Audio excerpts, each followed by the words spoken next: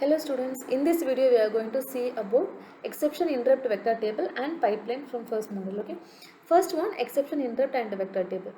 See, exception and interrupt both are same only. When these are occurs, the processor sets the program counter value to a specific memory location. That memory address is within the special address range called vector table. What is this vector table? Means the entries in the vector table are instructions that branches to specific routine designed to handle an exception or interrupt. So different set of or kind of interrupts are arranged inside the vector table. Each one will be having different address. Okay, the memory map address 0x00000000 is reserved for the vector table. So the starting address of vector table is 0 to 00 only. Okay, you can check in this table. We can see different types of interrupts. This is vector table. Okay, first one is reset, then undefined instruction, software interrupt, prefetched abort, data abort, and reserved. This is reserved. This location is reserved. Then next two are interrupt request and fast interrupt request. So all these are interrupts only. Out of these, the last two are external interrupts. The first five are internal interrupts, means comes from the same device only. External means comes from other device. Okay, so reset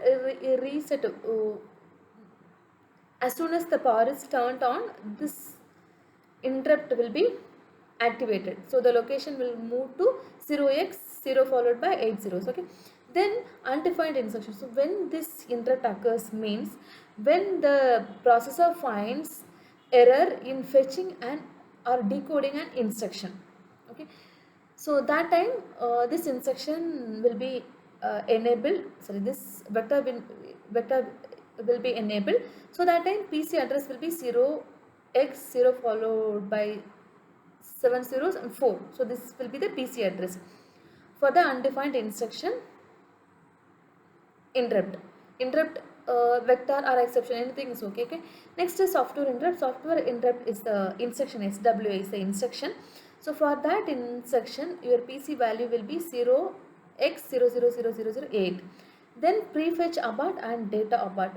So these are prefetch abort. This interrupt occurs when the processor is attempt to fetch an address from the memory which does not have proper access from permission. Okay, then data abort.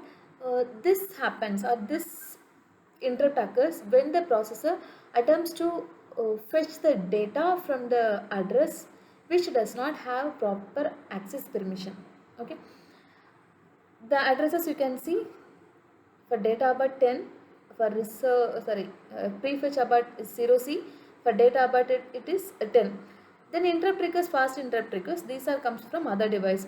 When during the interfacing other device, whenever it requires the ARM processor service, it can send either interrupt request signal or fast interrupt request signal. The difference between interrupt request and fast interrupt request signal means fast interrupt signal means the device which needs the ARM processor service very urgently can send fast interrupt request signal. Other devices can send interrupt request signal. So that time addresses will be 18 and 1C. Okay. So next we are going to see pipeline. Pipeline is the mechanism which is used in RISC processor. This is used to improve the performance. By improve the performance means it will execute the instructions fast. Okay, see first one, ARM7. ARM7 pipeline mechanism is having 3 stages: fetch, decode, and execute. Fetch means fetching or loading the instruction from the memory, because all the instructions will be stored in the memory. Each instruction will be having the address, no? So after knowing the address, processor will go to that memory and it will fetch the instruction. This is fetching part. Then decoding. Decoding means identifying the operands for the instruction. Example, add R0, R1, R2. In this instruction, operands are R0, R1, R2. So it will check the register contents. This is decoding. Third one is executing, means doing the operation, executing the instruction. Okay. See, I have written three instructions: add, sub, compare. Add, sub, compare. So we'll see how the pipeline, using pipeline mechanism, how these instructions are executed. See, in the first cycle, add instruction will be fetched from the memory. Okay. Once it is fetched, it will enter into the decode stage. So that time, fetching part is free. So processor will fetch the second instruction, that is sub. Okay. So while decoding add instruction, processor is fetching sub. Okay. Once add is decoded, it will enter into the decode stage. Okay. So that time sub will enter into add stage. So that time fetch will be free.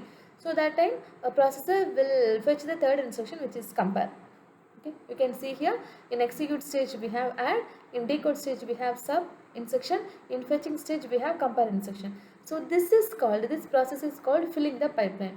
Parallelly we are executing three instructions. So this is to improve the performance. Okay. So here the executions of instructions are increased, hence the performance of the processor is also increased. Okay. Then an ARM9 pipeline processing mechanism is having 5 stages: fetch, decode, execute, memory, and write. So because of these 5 stages, the ARM9 process can process the instruction average on 1.1 Threystone MIPS per megahertz. Threystone is the benchmark. This is to test the processor's performance, MIPS, million instruction per second. And when compared with ARM7, here the performance is increased by 13%. Next, ARM10. ARM10 pipeline mechanism is having 6 stages: fetch, issue, decode, execute, memory, and write. And this ARM10 can process on average 1.3 Threystone MIPS per megahertz.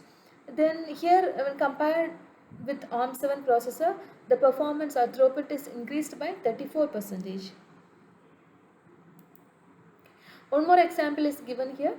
0x8004, 0x8008.